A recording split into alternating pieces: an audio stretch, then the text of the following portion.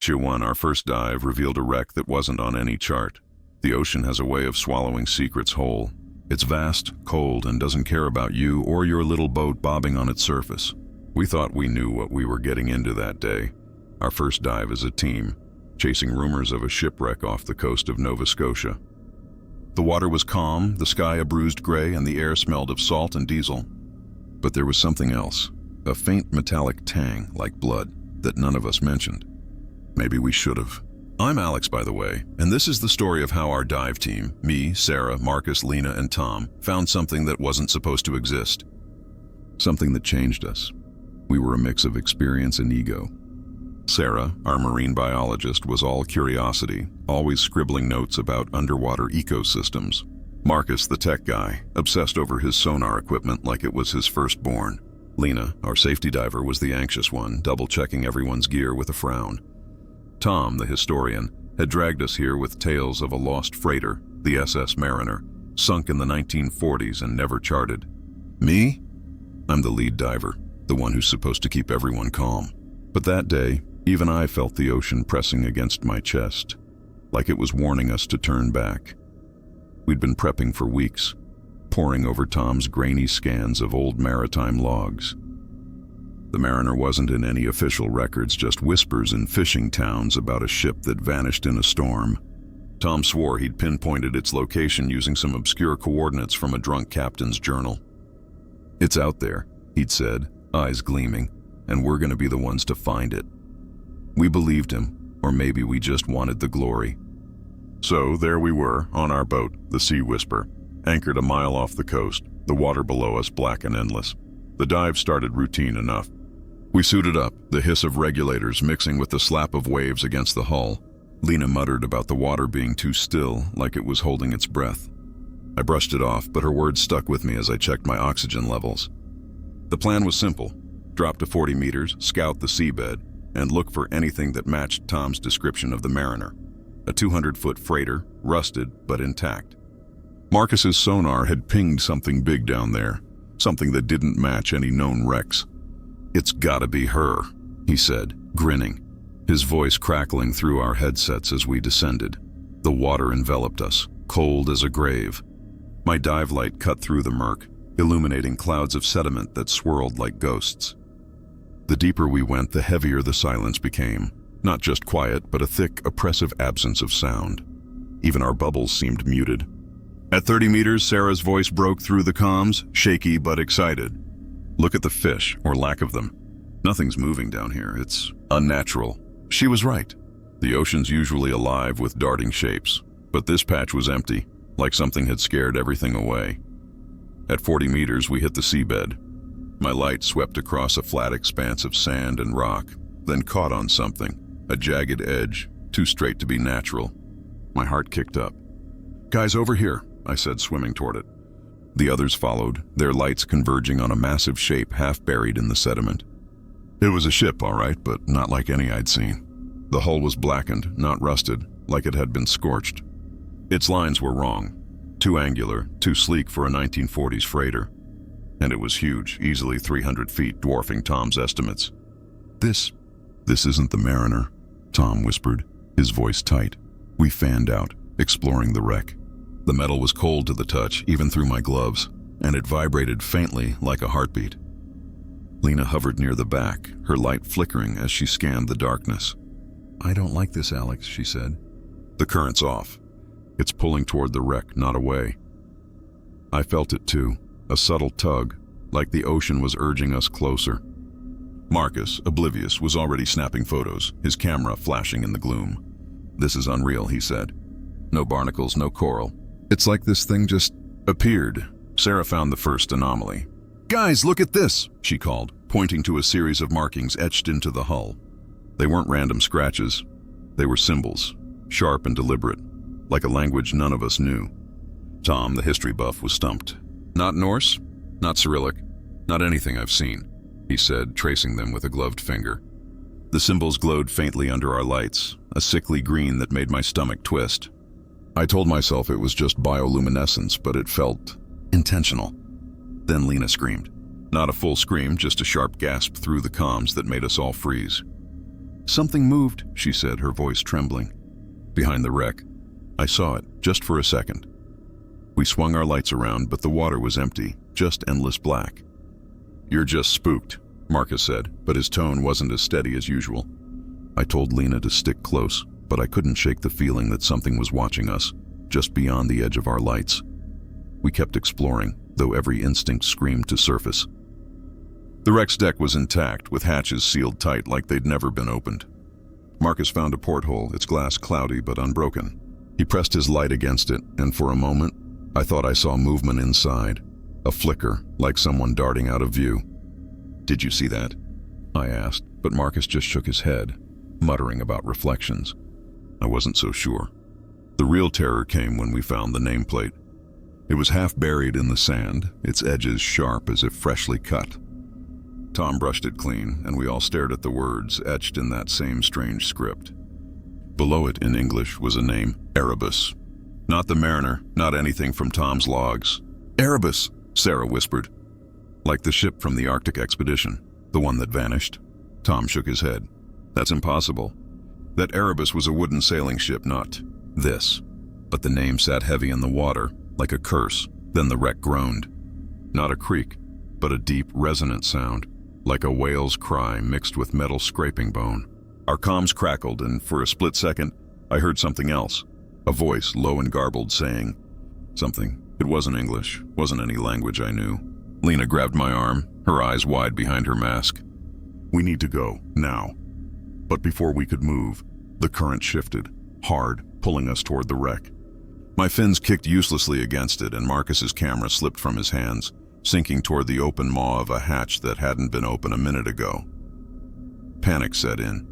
Sarah was shouting about pressure changes, Lena was hyperventilating, and Tom was frozen, staring at the hatch like it was calling him.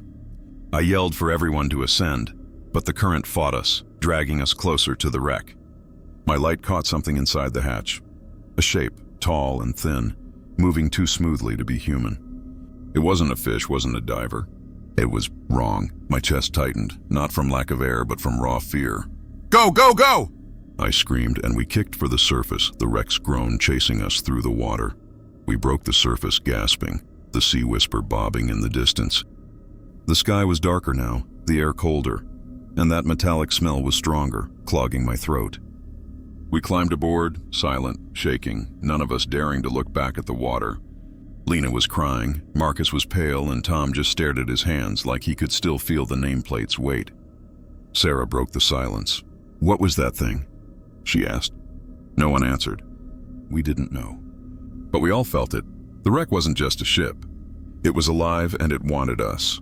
That night, as we sailed back, I couldn't shake the image of that shape in the hatch. And when I checked my dive log, my heart stopped. The depth gauge read 40 meters like we'd planned. But the time... We'd been down there for 3 hours. We'd only planned for 1. What happened in those missing hours? I don't know. But I do know we're going back. We have to. The wreck's still down there waiting. Ciao, you too. The sonar picked up a voice mimicking our diver's countdown. The ocean doesn't let go of you easily. After our first dive, when we found that wreck, the Erebus, none of us slept right. The air on the sea whisper felt heavy, like it carried the weight of what we'd seen. I'm Alex, and I'm still trying to make sense of it. That blackened hull, those strange symbols, the shape in the hatch, it clung to us like damp salt on skin. We told ourselves we'd report it, call in experts, but Tom was insistent. "We need to go back," he said, his voice low, almost reverent. "There's more to find." Sarah nodded, her curiosity outweighing her fear. Lena, though, she was a wreck herself, pacing the deck, muttering about the current that tried to pull us in. Marcus just fiddled with his sonar gear, avoiding eye contact. And me? I couldn't shake the feeling that the ocean was watching us, waiting for us to dive again. It was 3 days after our first dive, anchored in the same spot off Nova Scotia. The water was glass smooth, reflecting a sky so gray it looked like it was morning. The air smelled wrong again. Salt, yes, but with that metallic bite, sharper now, like rusted iron left in the rain. We'd agreed to a second dive, shallower this time, just to map the wreck's perimeter with Marcus's upgraded sonar. No one wanted to admit it, but we were all hoping to avoid getting too close to that thing again. Lena checked our gear twice, her hands shaking. "If that current starts up, I'm out," she said, her voice sharp. I nodded, but the truth was I didn't trust the ocean to let us off that easy. We dropped to 20 meters, the water colder than before, stinging my face through the mask. The wreck loomed below, a black shadow against the pale seabed. Marcus's sonar was our lifeline, a handheld unit that pinged soft beeps through our comms, mapping the wreck's outline. "It's bigger than we thought," he said, his voice crackling. "Maybe 350 feet, and weird. The edges don't line up right." I asked what he meant, but he just shook his head, focused on the screen. Sarah swam beside me, her light catching flecks of sediment that danced like ash. "Still no fish," she whispered. "It's like the ocean's abandoned this place." That silence was back, thick and heavy, pressing against my eardrums. Even our bubbles seemed to vanish too quickly. We stayed above the wreck, circling it like cautious animals. The symbols we'd seen before glowed faintly under our lights, that sickly green pulsing like a heartbeat. Tom hovered near them, sketching in his waterproof notebook. "They're not random," he said. "They repeat, like a code." His voice had an edge, like he was chasing something he couldn't name. Lena kept her distance, her light darting nervously to the edges of the wreck. "I don't like how it feels," she said. "Like we're being watched." I felt it too, that prickling on the back of my neck like eyes just out of sight. But I told her to focus, to stick to the plan. I wasn't sure I believed my own words. Then Marcus's sonar went haywire. The steady beeps turned erratic, spiking into a high-pitched whine that made my teeth ache. "What the hell?" he muttered, smacking the device.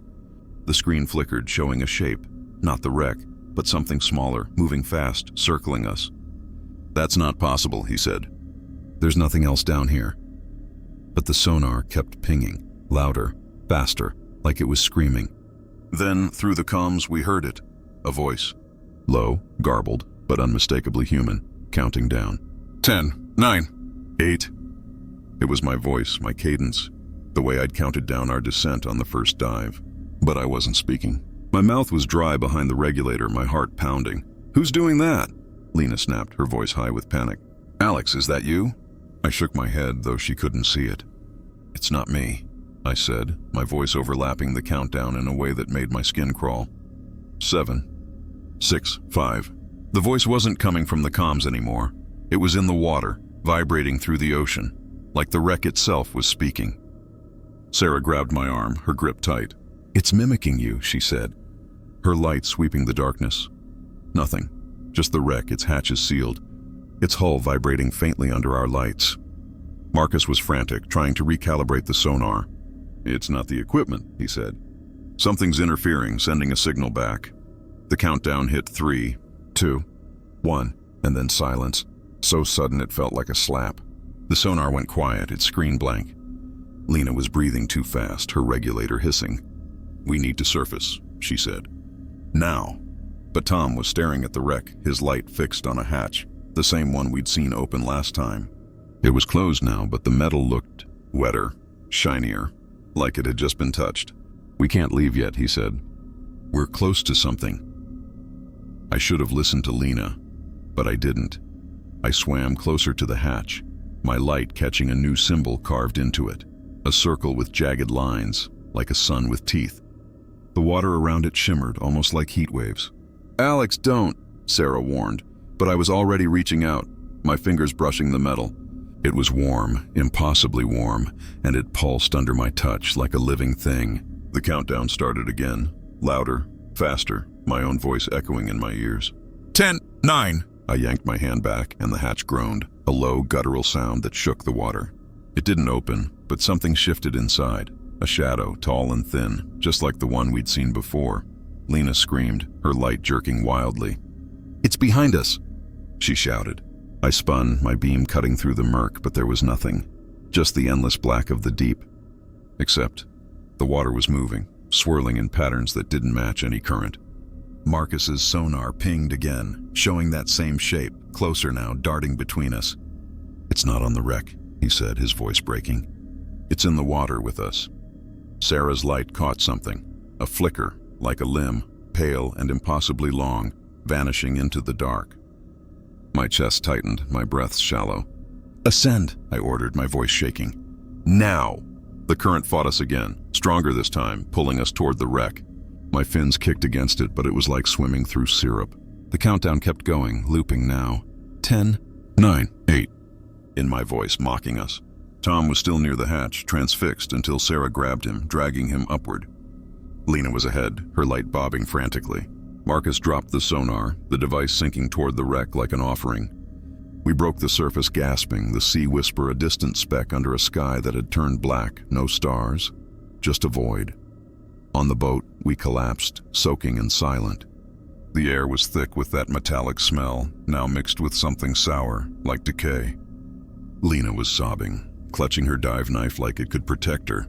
Marcus stared at the water, muttering about signal interference.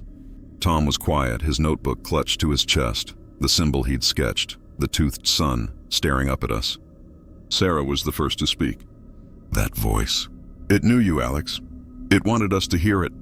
I didn't have an answer. My throat felt raw, like I'd been screaming, though I hadn't. That night, as we sailed back, the radio crackled. Just static at first, then my voice again counting down. 10, 9. I turned it off, my hands shaking. We hadn't recorded the dive audio. There was no way it could be me. But the wreck was still down there waiting, and I knew we'd hear that countdown again. We'd go back. We had to. CH3. We found a sealed door at 800 meters down. The ocean doesn't forgive, and it doesn't forget.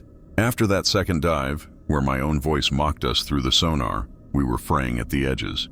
I'm Alex, and I'm still trying to hold our team together, Sarah, Marcus, Lena, and Tom, but it's like trying to grip water. The sea whisper felt less like a boat and more like a cage, rocking us gently as we sat anchored off Nova Scotia's coast. The air was thick with that metallic sour smell, now laced with something like wet rot. We hadn't slept, not really. Lena kept her dive knife out, carving aimless scratches into the deck. Marcus was glued to his laptop, replaying sonar data that made no sense.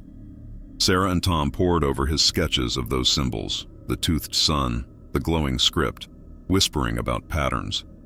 Me? I kept hearing that countdown in my head, my own voice looping like a curse. 10, 9, 8. We should have sailed away. But the wreck, the Erebus, had its hooks in us. We decided to dive again, deeper this time. Tom was obsessed, convinced the wreck held answers. Those symbols aren't just decoration, he said, his eyes bloodshot. They're a map, or a warning. Sarah backed him, her curiosity burning brighter than her fear. Marcus had recalibrated his sonar, swearing it wouldn't glitch again. Lena was the holdout, her voice sharp. You're all insane. That thing's alive, and it wants us. But when we voted, she didn't say no. Maybe she felt it too. The pull, like the ocean itself, was daring us to go deeper. Our plan was to hit 800 meters, where Marcus's last scan showed a structure, an anomaly, inside the wreck. Something that shouldn't be there. The descent was brutal. The water at 800 meters is a different beast. Black, heavy, crushing. Our submersible, a cramped, reinforced pod we called the Turtle, groaned under the pressure.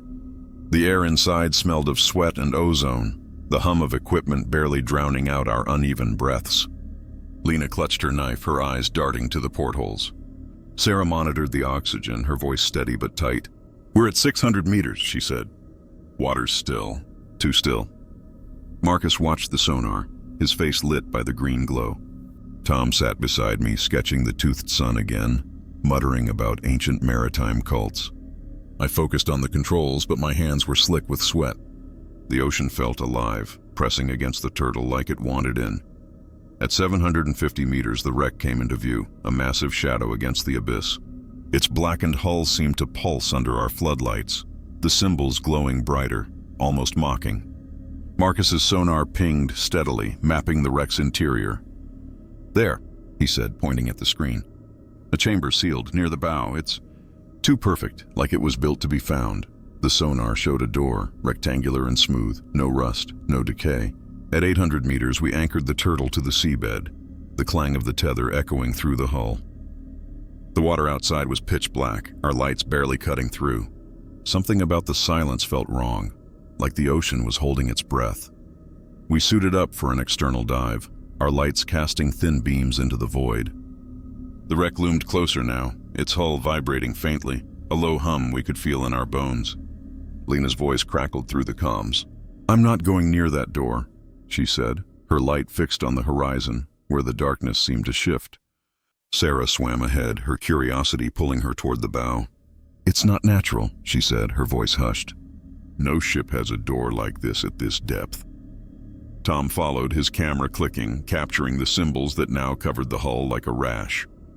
I stayed close to Marcus, who was scanning the door with a handheld sonar. "It's solid," he said. "No seams, no hinges, like it was molded, not built."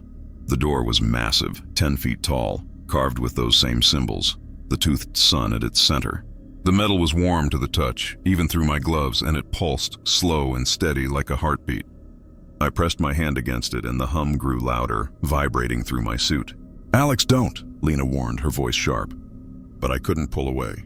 The symbols glowed brighter, their green light casting shadows that moved when they shouldn't.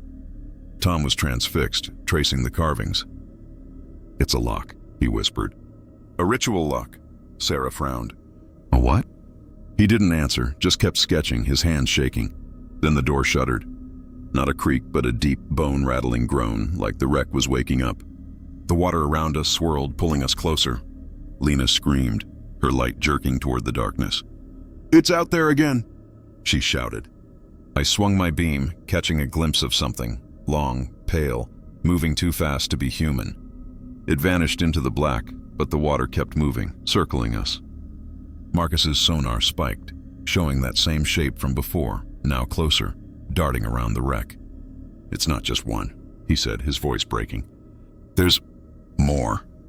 The comms crackled, and that countdown started again. My voice, clear and cold. 10, 9, 8. I yanked my hand off the door, but the hum didn't stop. The symbols pulsed faster, and the door began to shift, not opening, but flexing, like it was breathing. Sarah grabbed Tom, pulling him back. "We need to go," she said, her voice trembling. But Tom resisted, his eyes locked on the door. "It's calling us," he said, almost dreamy.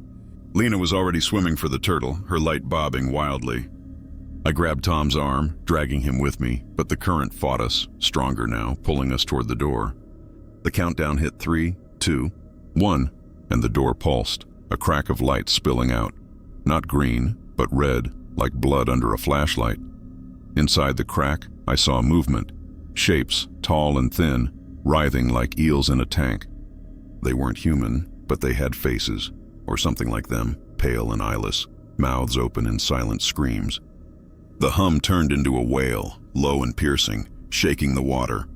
My chest tightened, my regulator struggling to keep up with my panicked breaths. "Back to the turtle," I shouted, but the current was relentless, dragging us closer to the crack. Marcus dropped his sonar, the device sinking toward the door like it was being pulled. Sarah kicked hard, her light catching one of those shapes as it lunged toward the crack, then vanished. We fought our way back to the turtle, the whale chasing us. My voice still counting down in the background, looping endlessly. We climbed inside, sealing the hatch, our breaths ragged. The submersible groaned as we detached, the current still pulling at us. Lena was sobbing, her knife clutched tight. Marcus stared at the blank sonar screen, muttering about interference. Tom was silent, his notebook open to a sketch of the door, the toothed sun glaring up at us. Sarah broke the silence. "That door! It wasn't meant to stay closed," she said. I didn't respond. I couldn't. My ears were still ringing with that wail, my own voice mocking me. We surfaced under a sky black as oil, the air thick with that rotting metallic smell. The Sea Whisper rocked gently, but it felt wrong, like it wasn't our boat anymore. We didn't talk much that night, just sat in silence, the ocean lapping at the hull like it was whispering. Tom kept sketching, his hands shaking. Lena sharpened her knife, her eyes on the water. Marcus replayed the sonar data, though it showed nothing but static. And me? I kept hearing that countdown, fainter now, but still there, like it was inside my head.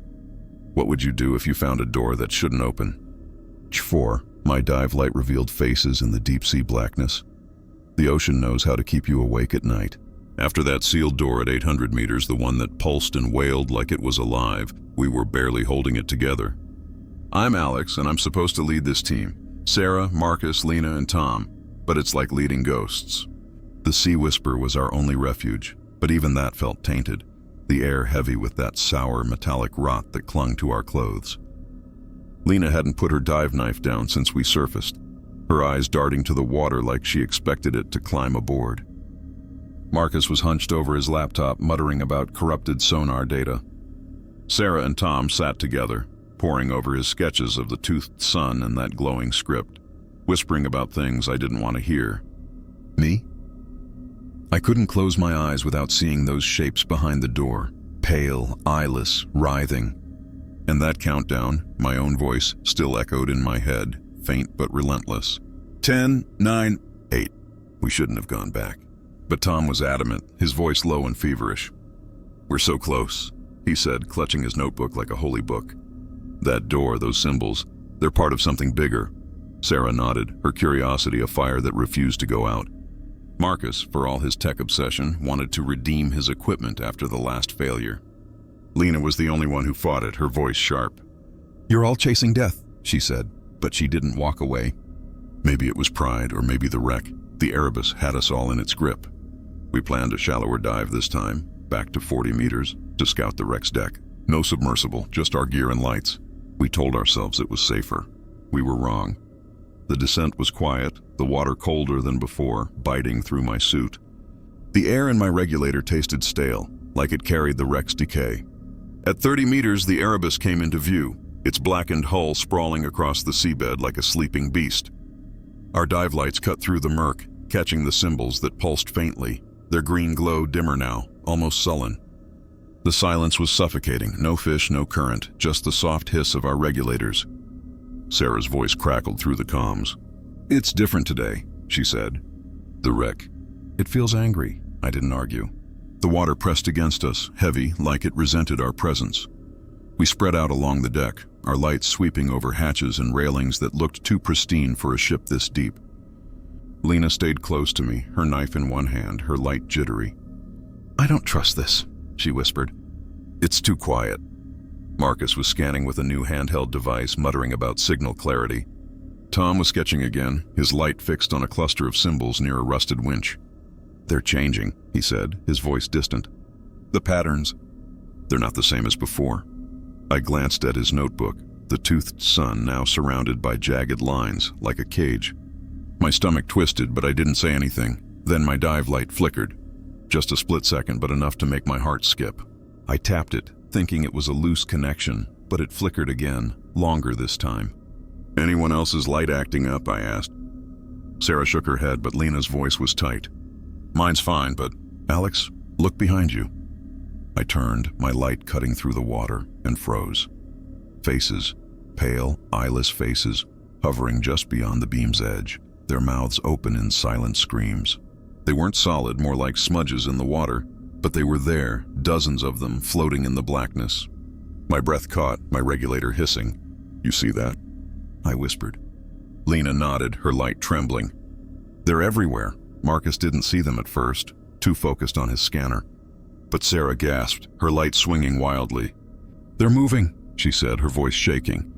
The faces drifted closer, their outlines sharpening, long, gaunt, with skin like wet paper.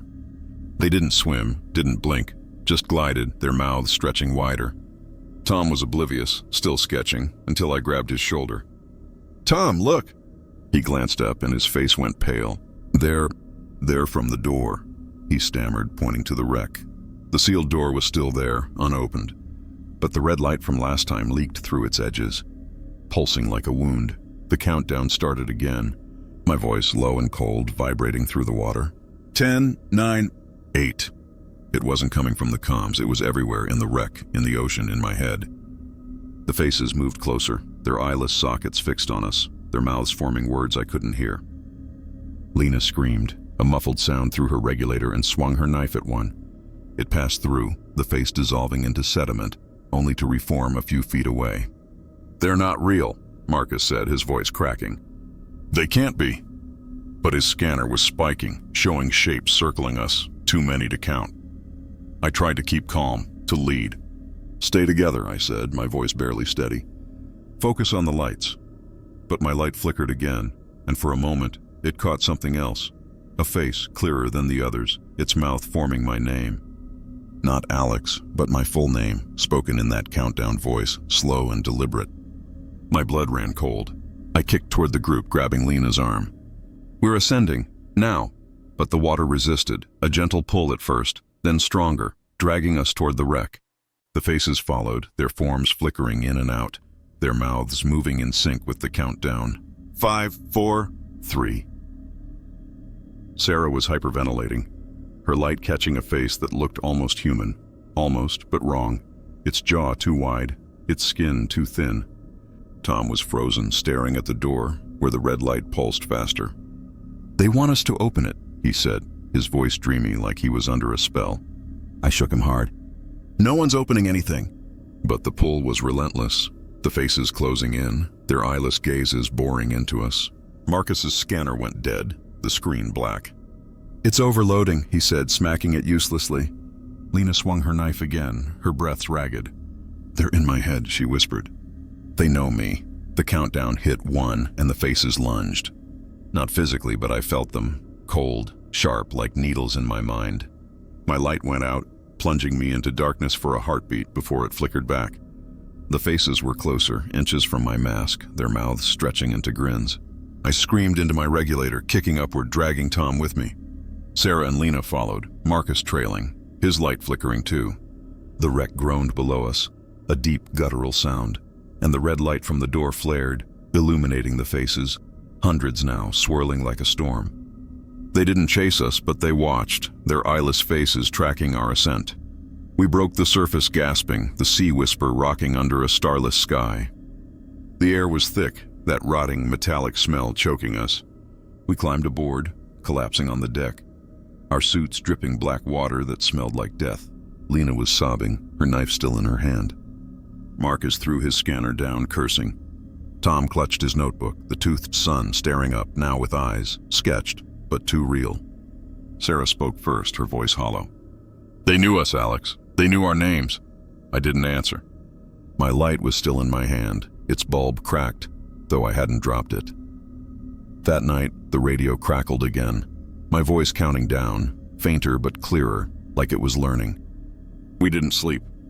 The ocean lapped at the hull, and I swear I saw faces in the waves just for a second. The wreck was waiting, and we all knew it. Act 5. The radio transmitted a distress call from a long-dead ship. The ocean doesn't just hide secrets, it guards them fiercely. After those faces in the deep eyeless and grinning, our team was unraveling. I'm Alex, and I'm barely keeping us together. Sarah, Marcus, Lena, and Tom. The Sea Whisper, our boat, felt like a trap now, its hull creaking under a sky that refused to show stars. The air was thick with that sour metallic rot, sharper now, like blood and rust mixed with something alive. Lena hadn't let go of her dive knife, her eyes fixed on the water, waiting for those faces to surface.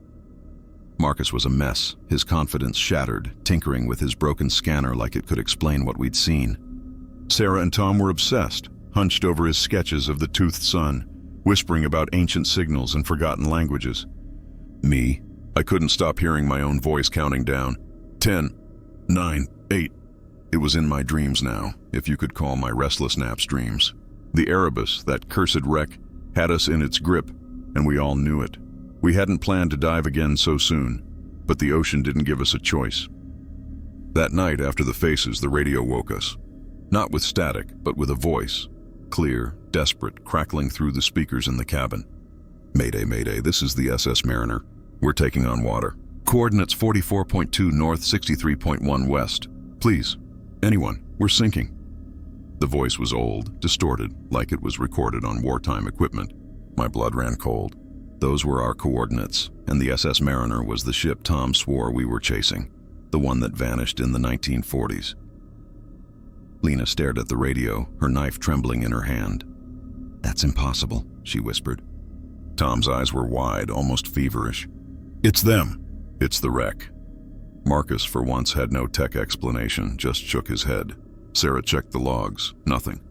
No signal, no record of the transmission. But we all heard it. We spent the morning arguing. Lena wanted to abandon the mission, sail back to shore. "That thing's calling us," she said, her voice raw. "It's not a ship, it's a trap."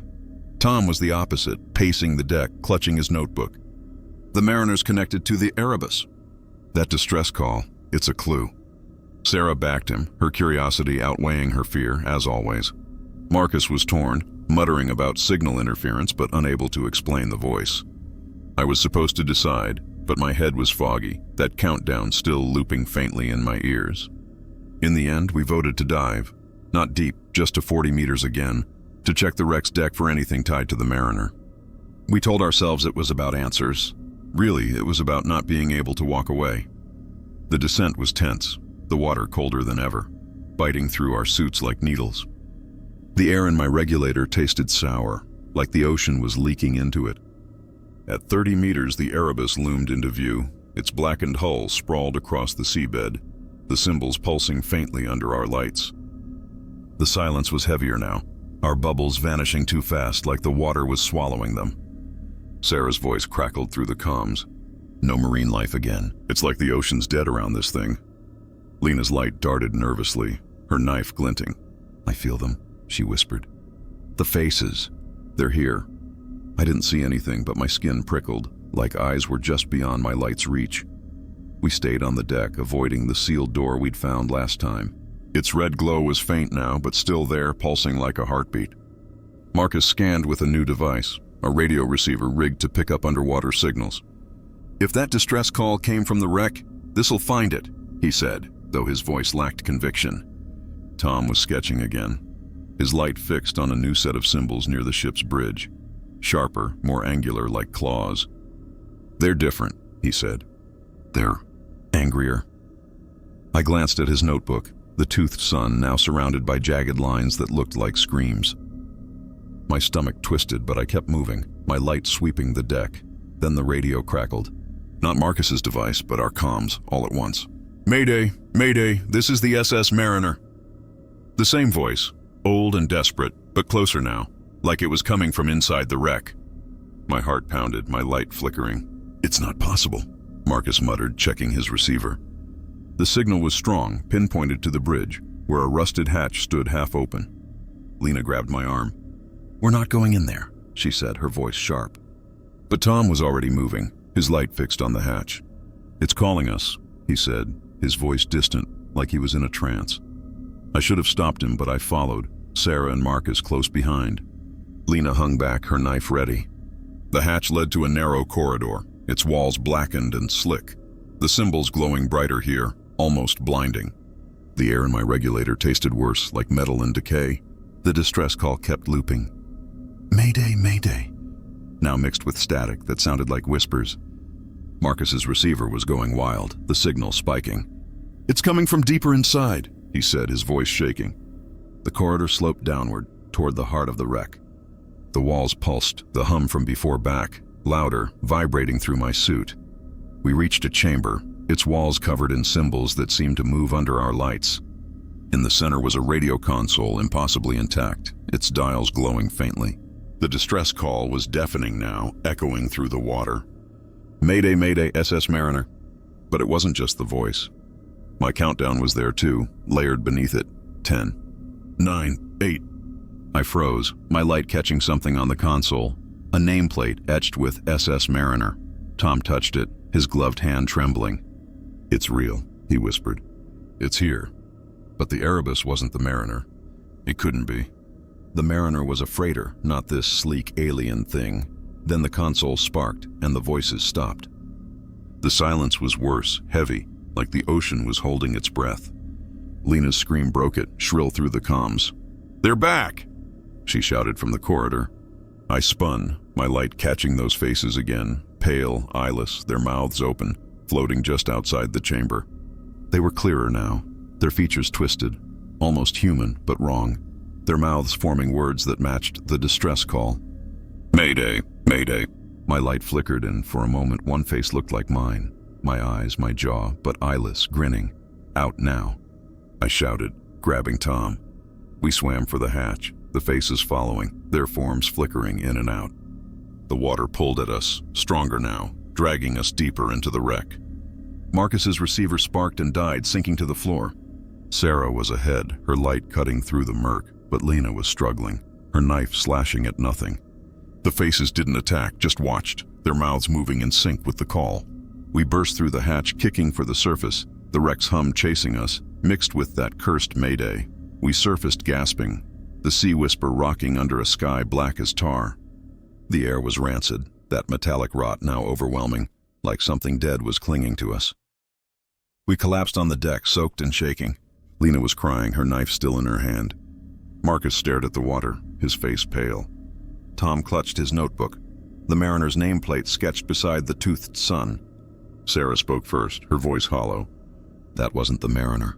It was using its voice. I couldn't answer. My ears were ringing with the distress call, my own countdown layered beneath it. That night, the radio crackled again. The same voice, "Mayday, Mayday."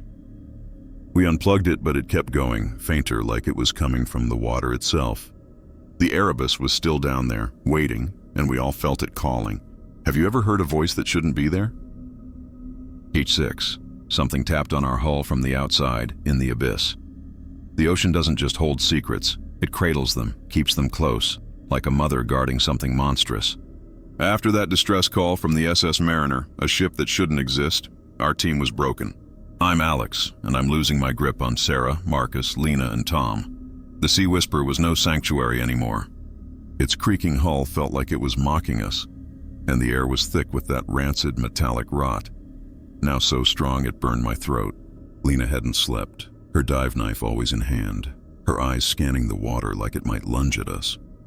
Marcus was a ghost of himself, his tech obsession reduced to staring at blank screens.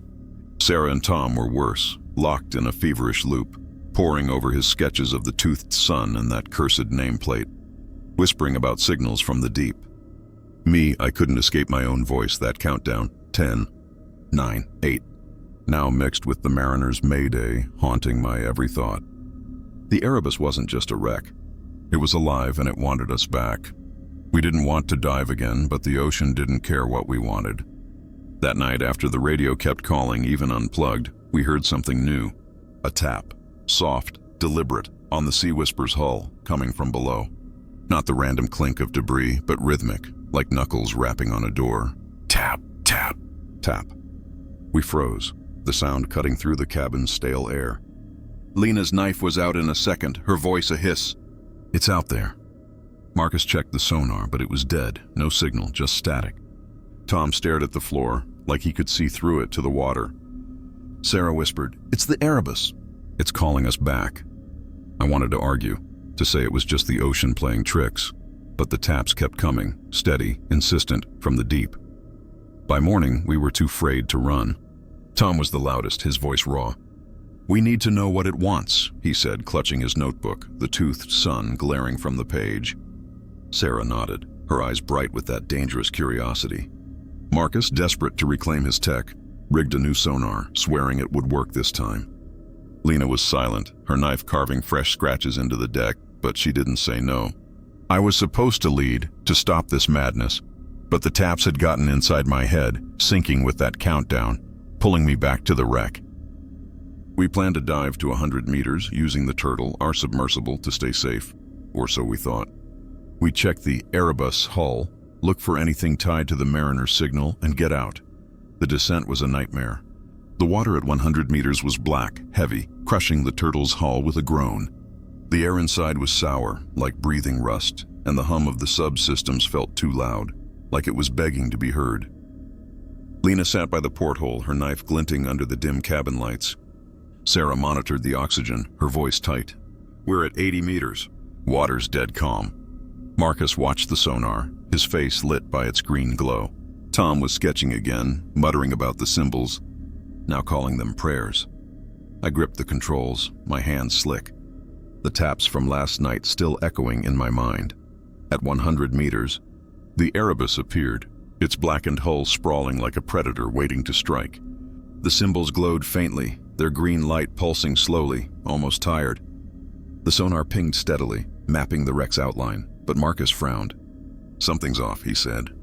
"The hull's shifting like it's moving." I told him it was impossible, but the sonar showed it. Subtle changes, like the wreck was reshaping itself. Lena's voice cut through. "It's not the wreck. It's what's on it." Her light caught something outside, a flicker, pale and long, darting past the porthole. My heart stopped. Those faces were back, eyeless, grinning, hovering just beyond our lights. Then the tapping started. Not on the wreck, but on the turtle's hull. Tap, tap, tap. Slow, deliberate. From the outside, in the abyss, Lena screamed, her knife slashing at the air. "It's them!" she shouted. Sarah grabbed her, trying to calm her, but the taps grew louder, faster, circling the sub. Marcus's sonar spiked, showing shapes, dozens of them moving around us. "They're not fish," he said, his voice shaking. "They're human-shaped, but wrong." I swung the floodlights, catching glimpses of pale forms, their mouths open, mimicking the distress call we'd heard. "Mayday, mayday." My countdown was there too, layered beneath. 10, 9, 8. The taps became a drumbeat, rattling the turtle's hull. The symbols on the wreck flared brighter, their glow now tinged with red, like the door we'd seen before. Tom was transfixed, his pencil scratching furiously. "They're welcoming us," he whispered, his voice dreamy. "The wreck wants us inside," Lena snapped, lunging at him. "Stop it, Tom. It's not a ship, it's a monster." I pulled her back, but the taps were relentless, now joined by a low hum, like the wreck's heartbeat. The sonar showed the shapes closing in, their forms flickering, some almost human, others stretched and wrong, with limbs too long, mouths too wide. I tried to steer the turtle away, but the controls felt sluggish, like the water was fighting me. The tapping turned into scraping, sharp and grating, like claws on metal. Sarah's light caught one of the shapes at the porthole, its face pressed against the glass. Eyeless, its mouth forming my name, then Mayday. I yelled for everyone to strap in, but the sub lurched, something pulling us toward the wreck. The sonar went wild, shapes swarming us, their movements too fast, too deliberate. Marcus's voice cracked. "They're on us!" "They're on the hull!" The scraping was everywhere now, circling, clawing, like they were trying to get in. "Surface now," I shouted, slamming the controls. The turtle groaned, fighting the pull of the water. The faces were everywhere, their pale forms filling the floodlights, their mouths moving in sync with the countdown. 5, 4, 3. The wreck's hum grew louder, shaking the sub, the symbols blazing red now, like a warning. Lena was sobbing, her knife useless. Sarah grabbed Tom's notebook, ripping out the toothed sun sketch. "This is what they want," she screamed, but Tom lunged for it, his eyes wild. "No, it's the key!" he shouted. I didn't care, I just wanted out. The turtle broke free, ascending slowly, the tapping fading but never stopping. The faces followed, their forms dimming as we rose, but their eyeless gazes stayed locked on us. We surfaced under a sky black as coal, the air so thick with that rotting smell it made me gag. We climbed onto the sea whisper, shaking, our suits dripping black water that smelled like death. Lena collapsed, her knife clattering to the deck. Marcus stared at the blank sonar screen, muttering about signals from nowhere. Tom clutched his notebook, the toothed sun now with eyes and teeth like it was alive. Sarah spoke, her voice hollow. "They're not just in the water. They're in us now." That night the taps came again, fainter, on the Sea Whisper's hull. The radio crackled, not with the mariner's call, but my voice counting down. 10, 9. We didn't unplug it this time. We just listened, knowing the Erebus was still down there, tapping, waiting. TH7, the water in our samples, was 60 years old and still. The ocean doesn't just drown you, it soaks into your bones, slow and insidious. After those taps on the hull like fingers scratching from the abyss, we were hollowed out. I'm Alex, and my team, Sarah, Marcus, Lena, and Tom, were shadows of who we'd been when we started this nightmare. The Sea Whisper rocked us like a cradle from hell, its decks slick with salt and that ever-present metallic rot, now so thick it coated our tongues with the taste of old pennies and decay. Lena paced endlessly, her dive knife a constant companion, whispering to herself about the faces that watched from the waves. Marcus had given up on his gear, sitting in silence, his eyes hollow. Sarah and Tom were the worst, lost in a haze of sketches and theories. The toothed sun now a sprawling map of symbols that seemed to grow on the pages. Me? That countdown. 10, 9, 8, blended with the Mayday calls and the taps, a symphony of dread that played in my skull. The Erebus wasn't content to wait anymore. It was reaching up, pulling us down. We tried to ignore the taps that night, but they came again, rhythmic, insistent, echoing through the hull like a code. Tap, tap, tap. Lena bolted upright, her knife flashing. "It's them!" "They're closer." Marcus checked the depth gauge, 200 meters below where the wreck lay. But the sonar was fried, showing only static laced with shapes that looked too much like hands. Tom stared at the ceiling, murmuring, "It's a summons." "The symbols, they're invitations." Sarah nodded, her voice soft. "We need samples, water, sediment, something concrete to prove what's happening." It was her idea, born of desperation for science to explain the madness. Marcus perked up slightly, rigging sample bottles to a remote drone. Lena spat, "You're all fools. That water's poisoned." But when we voted, even she didn't walk away. The pull was too strong. We'd send the drone down to 100 meters, collect samples from around the wreck, and analyze them on board. No one diving. Safer, we lied to ourselves. The drone's launch was tense, the winch humming as it descended into the black water off Nova Scotia's coast. The air on deck was frigid, carrying that sour rot like a fog, and the sky above was a bruised purple, stars hidden as if ashamed. We huddled in the cabin, screens flickering with the drone's feed, grainy at first, then sharpening to reveal the seabed's barren expanse. "No life," Sarah murmured, her breath fogging the glass. "Not even bacteria should thrive here." The drone approached the Erebus, its lights cutting through the murk, illuminating the blackened hull. The symbols glowed faintly, their green pulse slow, almost expectant. Marcus guided it closer, the feed showing the sealed door, its red crack dim but present. "Samples here," he said, voice flat. The drone extended its arm, scooping water and sediment into vials. That's when the feed glitched. Static burst across the screen, and the drone's lights flickered, casting erratic shadows over the wreck. Tap, tap, tap. The sound came through the hydrophone, clear and close, like it was right outside the drone. Lena gripped her knife tighter. "Pull it up, now." But Marcus hesitated, the sample's not sealed yet. The feed cleared for a second, showing pale shapes, those faces, drifting toward the drone, their eyeless sockets fixed on the camera. Their mouths moved, silent but synced to the taps. "Mayday." One seemed to mouth, while another formed the countdown. 10, 9. My stomach churned. "Marcus, abort," I snapped. He yanked the controls, but the drone lurched, something yanking it toward the wreck. The cable sang with tension, the winch groaning. On screen, the faces closed in, their long limbs reaching out, brushing the drone's frame. Tap, tap, scrape. The sound was intimate now, like nails on skin. Sarah gasped as the feed caught a close-up, one face pressed against the lens, its skin translucent, veins like black ink pulsing beneath. It wasn't human. The jaw unhinged too far, teeth like shards of glass. Tom leaned in, whispering, "It's part of the ritual." "They're guardians," Lena snarled. "Shut up, Tom. It's a monster." The drone broke free, ascending jerkily, the faces trailing it like a procession, their forms fading into the black. But the taps followed, faint through the hydrophone, until the drone surfaced, bobbing beside the sea whisper. We hauled it aboard, the vials intact but the drone scarred, deep gouges in its casing like claws had raked it. The water inside sloshed dark, almost viscous, and the air around it reeked worse than before, a cloying rot that made my eyes water. Marcus sealed the samples in the lab, his hands shaking. "We'll run tests," he said, but his voice was hollow. We waited in silence, the taps now echoing faintly through the hull again, as if whatever had touched the drone had followed it up. Lena paced, knife out. Sarah and Tom hovered by the lab door, theories bubbling. I sat alone, the countdown looping in my head, louder now, like it was syncing with my pulse. Hours later, the results came. Marcus stared at the screen, his face draining of color. "The water. It's 60 years old." We all crowded around. Carbon dating showed the sample from 1965, stagnant, unmoving, like it had been trapped in time. No oxygen, no currents, no life.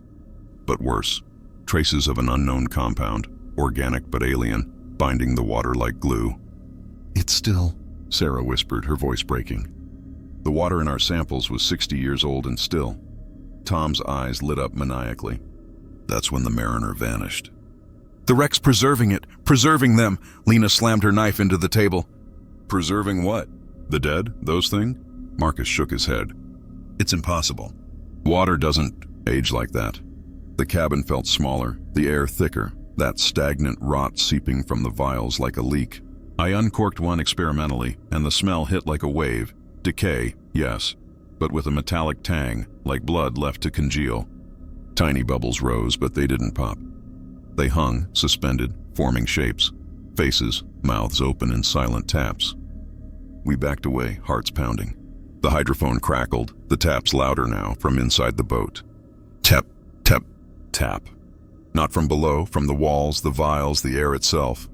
Lena screamed, slashing at a bubble that drifted too close, but her knife passed through, the shape reforming. "It's in the water we brought up," she shouted. Panic erupted. Tom grabbed a vial, hurling it overboard, but the liquid splattered the deck, spreading like oil, the bubbles multiplying. Faces formed in the puddles, eyeless, grinning up at us. Sarah tried to swab a sample, but her glove stuck, the water clinging like tar. "It's alive," she gasped, peeling it off, her skin red and raw. Marcus smashed the console, sparks flying, but the results screen flickered, showing the date, 1965, over and over, like a curse. The taps became a rhythm, syncing with the countdown in my head. 5, 4, 3, and the Mayday whispers from the radio, which had turned itself on. I yelled for order, grabbing fire extinguishers to blast the deck clean, the foam mixing with the water into a frothy sludge that bubbled with more faces. Lena was feral, stabbing at the puddles, her breaths ragged. Tom stood transfixed, sketching the bubbles, the toothed sun now filled with stagnant waves. Sarah helped me hose it down, the seawater diluting it but not erasing the smell, the feel of eyes on us. The last of it went over the side, but the taps didn't stop. They softened, retreating to the hull, waiting. We collapsed, exhausted, the cabin reeking of chemicals and rot. The samples were gone, dumped, but the truth lingered. The ocean had given us a piece of itself, old and still, carrying the wreck's hunger. Lena sobbed, "We're tainted now." Marcus nodded, silent. Tom whispered, "It's the key to understanding." Sarah looked at me, eyes haunted. "What if it's in us, Alex? That water, we've breathed it, touched it." I had no answer. My throat burned like I'd swallowed the abyss. That night, the taps returned, softer from within our bunks. The radio hummed the countdown, and in the mirror, my reflection's eyes seemed still. The Erebus was rising, one stagnant drop at a time. GH8. Our camera captured a figure swimming just beyond the light. The ocean doesn't just keep secrets, it grows them, lets them fester until they crawl into your skin. After those stagnant water samples, 60 years old and crawling with faces, we were past breaking. I'm Alex, and my team, Sarah, Marcus, Lena, and Tom, isn't a team anymore. Just a collection of ghosts clinging to the sea whisper. The boat's deck reeked of that sour metallic rot, now laced with something oily, like death left to simmer. Lena hadn't slept in days, her dive knife carving jagged lines into her bunk, her eyes wild, searching for those faces in every shadow. Marcus was a shell, his tech failing him, staring at blank screens like they held answers. Sarah and Tom were consumed, their table buried under sketches of the toothed sun, now a maze of symbols that seemed to writhe on the page. Me, that countdown, 10, 9, 8, was part of me now, pulsing with the Mayday calls and the taps that never stopped, echoing through the hull like a heartbeat from the abyss. The Erebus wasn't just calling us, it was claiming us. We should have sailed away, but the wreck's pull was stronger than reason. That morning, after dumping those cursed samples, Sarah found something in the lab, a speck of sediment from the vials, mist in the chaos, glowing faintly under UV light. "It's not natural," she said, her voice trembling with excitement. "It's structured, like a signal." Tom nodded, his eyes feverish. "It's the Erebus. It's communicating," Lena snapped, slamming her knife into the table. "Communicating? It's eating us." Marcus for once agreed with her, but his voice was flat. "We need footage. Proof. Something to show what's down there." It was a desperate plan, born from our need to make sense of the madness. We'd send a camera drone to 100 meters, let it film the wreck's exterior, and stay safely aboard. No diving, no touching the water. We hoped. The drone launch was grim, the winch creaking as it lowered the camera into the black water off Nova Scotia's coast. The air was heavy. That oily rot now so thick it clung to our skin, making every breath feel dirty. The sky was a smear of gray, no horizon, just a void blending into the sea. We crowded the cabin, watching the drone's feed on Marcus's screen, grainy, then sharp, showing the barren seabed. "Still no life," Sarah whispered, her breath fogging the monitor. The Erebus came into view, its blackened hull sprawling like a predator's corpse, the symbols pulsing faintly, green tinged with red. The sealed door we'd seen before glowed dimly, its crack of red light like a half-open eye. Marcus guided the drone along the hull, the camera's floodlights cutting through the murk. "Just get the footage and pull up," Lena muttered, her knife tapping her leg. The feed was steady at first, capturing the wreck's eerie details. Hatches sealed tight, symbols shifting under the light like they were alive. Then the camera caught something, a flicker just beyond the floodlight's edge. A shape, tall and thin, moving too smoothly to be human. My heart stopped. "What was that?" I asked, leaning closer. Marcus froze, his hands on the controls. "I didn't see anything." But the feed glitched, static spiking, and the shape appeared again, swimming, not drifting, its limbs long and pale, cutting through the water with purpose. Lena's knife stopped tapping. "It's one of them," she whispered. "The faces." The drone's lights flickered, the feed stuttering, but the figure stayed in frame, circling the wreck like a shark. It wasn't a face this time, but a body, human-like but wrong, its limbs too long, its skin translucent, veins glowing faintly like the symbols. Its head turned, eyeless, toward the camera, and its mouth opened, forming words we couldn't hear. The hydrophone picked up a sound.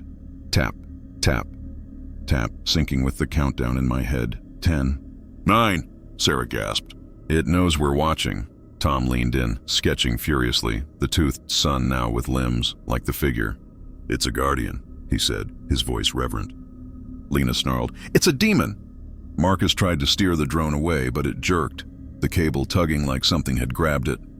The feed showed the figure closer now, its mouth stretching wider, mimicking the Mayday call we'd heard before. "Mayday, Mayday." The taps grew louder, joined by a low hum, the wreck's heartbeat vibrating through the water. The symbols flared, red overtaking green, and the figure lunged, its limbs brushing the camera. The feed cut to static, then cleared, showing the wreck's hull, now alive with movement. Dozens of figures, swimming just beyond the light, their eyeless faces fixed on the drone. "Pull it up!" I shouted, but the controls were sluggish. The winch groaning, the hydrophone screamed. A mix of taps, countdowns, and Mayday calls, now layered with whispers, names, our names, hissed in voices that weren't ours. "Alex, Sarah." "Lena." The figures swarmed, their limbs tangling around the cable, their mouths forming our names in sync. Marcus yanked the controls, the drone breaking free, but the feed caught one figure clinging to it, its face pressed against the lens, eyeless sockets glowing red. Its mouth moved, and my voice came through the hydrophone, clear and cold. 8, 7, 6, Lena screamed, slashing at the air as if the figure was in the cabin.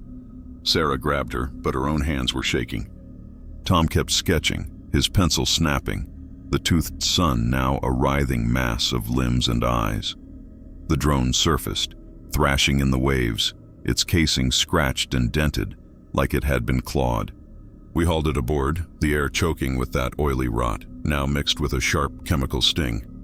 The camera was intact, but its lens was smeared with something viscous, glowing faintly under our flashlights. Sarah swabbed it, her hands trembling, and the sample hissed, bubbling like acid. "It's the same compound," she whispered, "from the water samples. It's alive." Marcus replayed the footage frame by frame, and we saw it.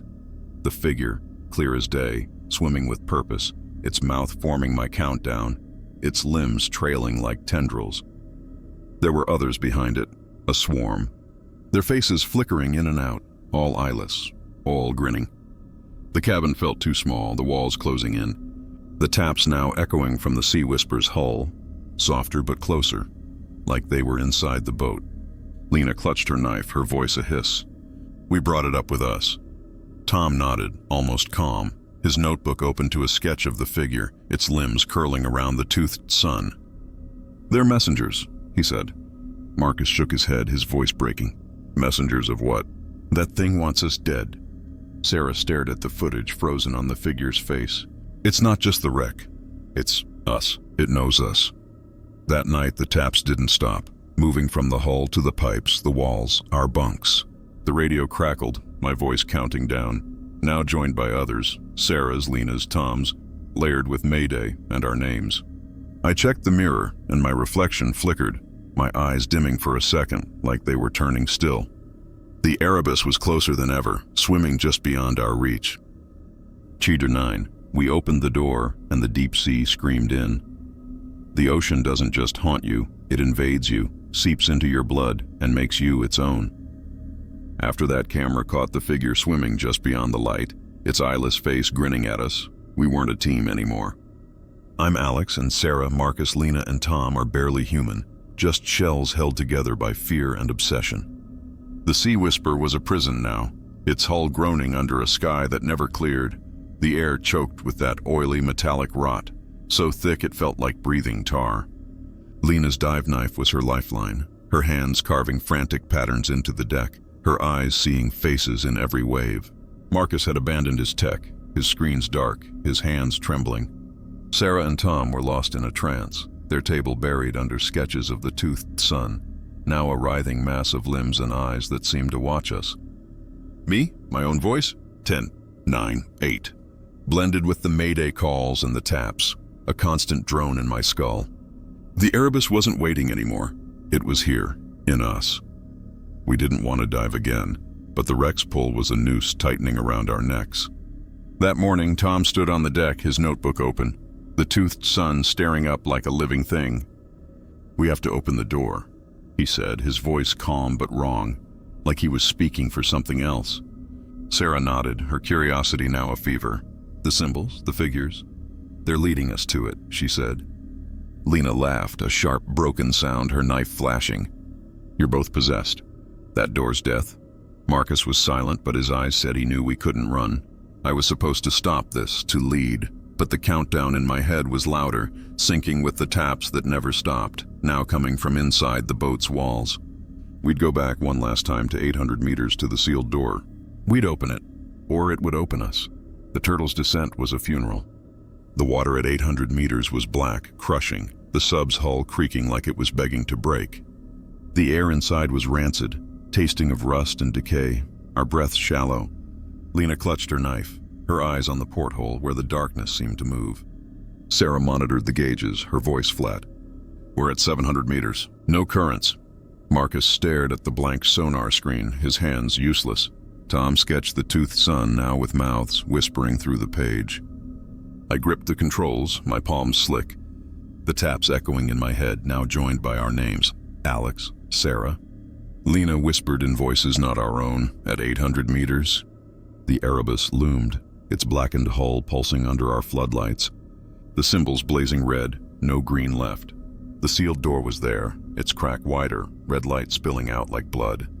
The sonar flickered, showing shapes, those figures, swimming around the wreck, their long limbs trailing like ribbons. Tap, tap, tap. The sound came from the wreck now, not the turtle, but it felt closer, like it was inside my chest. Lena's voice cracked. "We shouldn't be here." But Tom was already at the hatch, his eyes glassy. "It's time," he said, like he was answering a call. We suited up, the water's cold biting through our gear. The wreck's hum was deafening, a low wail that shook the water. The door was massive, its symbols writhing, the toothed sun at its center pulsing like a heart. Lena stayed back, her knife ready, her light darting. Sarah and Tom swam to the door, their hands tracing the carvings. Marcus followed, his camera shaking, filming for proof we didn't want. I was last, my light flickering, catching glimpses of figures just beyond its reach, eyeless, grinning, their mouths forming our names. The countdown was everywhere. 5, 4, 3, mixed with Mayday and the taps, now a frantic rhythm. Tom touched the toothed sun, and the door shuddered, a groan ripping through the water. The red light flared, blinding, and the crack widened, revealing a chamber inside. Dark, vast, its walls alive with symbols that moved like liquid. Sarah whispered, "It's a temple," Lena screamed. "Don't!" But Tom pushed, and the door gave way, sliding open with a sound like bone snapping. The deep sea screamed in, a rush of water, black and viscous, carrying that stagnant 60-year-old stench. It hit us like a wave, knocking us back, our lights flickering. The scream wasn't just water. It was voices, hundreds, thousands, our names. Mayday, the countdown, all at once, tearing through our comms. Inside the chamber, the figures were waiting. Not just one, but a swarm, their pale bodies writhing, their eyeless faces locked on us. They didn't swim, they glided, their limbs stretching, mouths opening wider than should be possible. The water was alive, bubbling with faces, hands, eyes that weren't there. Sarah's light caught a pedestal in the center, covered in symbols, a glowing orb atop it, pulsing red like the door. Tom swam toward it, his voice dreamy. "It's the heart." Lena grabbed him, her knife slashing, but the figures surged, their forms brushing us, cold and sharp. Like blades of ice, my light went out, then flared, showing a figure inches from my mask. Its face mine, but eyeless, its mouth forming one. I screamed into my regulator, kicking back, but the water pulled us deeper into the chamber. Marcus's camera sparked, still filming, catching the figures circling, their mouths chanting our names. Sarah reached for the orb, her hand trembling, but a figure grabbed her, its limbs wrapping around her like vines. Lena slashed at it, her knife passing through, the figure reforming instantly. The scream grew louder, the water vibrating, the symbols on the walls blazing, forming the toothed sun, now a gaping maw. "Out!" I shouted, grabbing Sarah.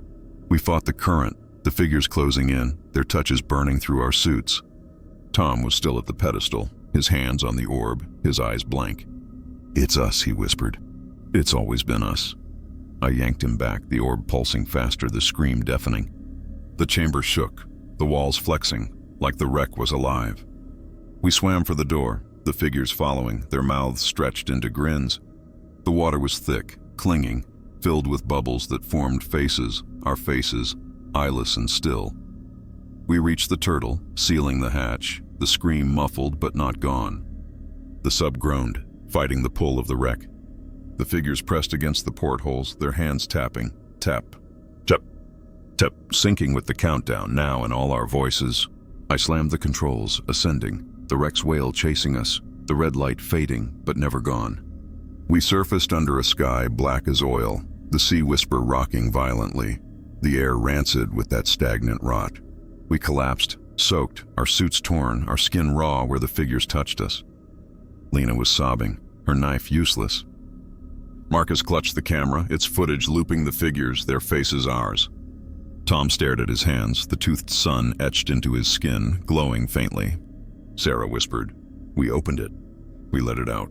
I couldn't speak. My throat burned, my reflection in the sub's glass showing eyes that flickered, almost still. The taps were on the hull now, inside and out, and the radio hummed our names. Checker 10. The last transmission was not from our submersible. The ocean doesn't let you go. It owns you, wraps its cold fingers around your soul, and pulls until there's nothing left. I'm Alex, or what's left of me, after we opened that door, on the Erebus, letting the deep sea scream in with its eyeless figures and writhing symbols. Our team, Sarah, Marcus, Lena, and Tom, wasn't human anymore. We were fragments, held together by the Sea Whisper's creaking hull, the air so thick with that oily metallic rot it felt like drowning on deck. Lena's dive knife was her only anchor, her hands bleeding from carving the toothed sun into every surface, her eyes empty. Marcus hadn't touched his tech since the camera caught those figures, their faces ours, grinning from the abyss. Sarah and Tom were gone, lost in a trance, their sketches now a chaotic sprawl of the toothed sun, its eyes and mouths bleeding ink. Me, the countdown, 10, 9, 8, was my pulse now, fused with the mayday calls, the taps and our names, whispered by something that knew us too well. The Erebus had us, and it wasn't letting go. We didn't plan to dive again. We couldn't. But the wreck didn't need us in the water. It was already here. That night, after the door, the radio came alive. Not with static or the mariner's call, but a new voice. Calm, clear, and wrong. Sea Whisper, this is Turtle. We're at 800 meters, requesting clearance to surface. My blood froze. The Turtle, our submersible, was on deck, powered down, its hull scarred from the last dive. Lena stared at the radio, her knife trembling. "That's not us," she whispered. Marcus checked the logs. Nothing, no signal, but the voice kept coming, now joined by others, our voices, calling our names. "Alex? Sarah? Come back." Tom smiled, his eyes glassy. "It's the invitation," he said, tracing the toothed sun on his arm, now etched into his skin, glowing faintly red. We tried to flee, to sail for shore, but the Sea Whisper's engine sputtered, the controls sluggish, like the ocean was holding us in place. The air grew thicker, the rot now a living thing, coating our throats, our skin. Sarah found traces of that stagnant 60-year-old water in the bilge, bubbling with faces that vanished when we looked too long. The taps were constant now, not just on the hull but in the pipes, the walls, our heads. Tap, tap, tap, syncing with the countdown, our names, the Mayday calls. Marcus played the camera footage from the last dive, and we saw it. The figures, their faces ours, swimming toward the camera, their mouths forming words that matched the radio's call. "It's not the turtle," he said, his voice breaking. "It's them." Tom was the one who pushed us back. "We have to finish it," he said, his voice not his own, holding his notebook like a relic. The toothed sun was everywhere now, carved into the deck, glowing on his skin, reflected in Sarah's eyes. "The Erebus wants us to see." Lena lunged at him, knife raised, but Sarah stopped her, her own hands shaking. "He's right," she whispered. "We opened the door. We can't run." I was supposed to lead, to stop this, but the countdown was deafening, my reflection in the cabin's glass showing eyes that weren't mine, still, eyeless, like the figures. We rigged the turtle for one last dive, to 800 meters, to face the Erebus and end it, whatever it was. The descent was a descent into madness. The water at 800 meters was black, crushing, the turtle's hull screaming under the pressure. The air, inside, was poison, tasting of rust and decay, our breaths ragged. Lena clutched her knife, her eyes on the porthole, where the darkness pulsed like a living thing. Sarah monitored the gauges, her voice a whisper. "No readings. It's empty." Marcus stared at the blank sonar, his hands useless. Tom sketched the toothed sun, its mouths now screaming on the page. I gripped the controls, the taps shaking the sub, the countdown. 5, 4, 3. In all our voices now, coming from the water itself. The Erebus appeared, its hull a writhing mass, the symbols blazing red, the sealed door wide open, red light flooding out like a wound. The radio crackled, the voice clear. "Sea Whisper, this is Turtle. We're inside. Come join us." It was my voice, but I wasn't speaking. The sonar showed shapes, hundreds of figures, swimming around the wreck, their limbs trailing, their eyeless faces ours. We didn't suit up this time. We stayed in the turtle, its lights catching the chamber inside the door. The orb was there, pulsing red, surrounded by figures that moved like a tide, their mouths chanting our names. Lena screamed, slashing at the controls, but the turtle lurched forward, pulled toward the wreck. The figures swarmed, their hands tapping the hull. Tap, tap, tap, now a deafening rhythm. Sarah grabbed my arm, her eyes wide. "It's us, Alex. They're us." Tom laughed, a hollow sound, his skin glowing with symbols. "We're the ritual," he said. The orb flared and the scream from the door returned, louder, a chorus of voices, ours, the mariners, the abyss, calling us in. The turtle's hatch groaned, unsealing itself, the stagnant water rushing in, cold and alive, filled with faces that wore our skin. I fought the controls, but they were dead, the sub dragging us into the chamber. The figures were everywhere, their limbs wrapping around the turtle, their mouths forming the countdown. 1. The orb pulsed, and I saw it, us, inside it, our faces eyeless, grinning, part of the wreck. Marcus grabbed the camera, filming as the water filled the sub, the figures pulling us out. Lena's knife slashed uselessly, her screams drowned by the sea. Sarah reached for the orb, her hand burning, her face twisting into one of theirs. Tom didn't fight, stepping into the water like he belonged, the toothed sun blazing on his skin. I kicked for the surface, alone, the turtle sinking. the scream fading but never gone. I broke the water, gasping, the sea whisper gone, the sky black, the ocean still. The radio crackled from nowhere, my voice. Sea whisper, this is Turtle. We're home. I floated, the water warm now, the rod in my throat, my reflection showing no eyes. The Erebus had us, always had. The countdown stopped, but the taps didn't, soft, inside my chest. I don't know how I reached shore. The Coast Guard found me, said I was raving about a wreck that didn't exist. No sea whisper, no turtle, no team. But I see them in the waves, their faces eyeless, calling me back.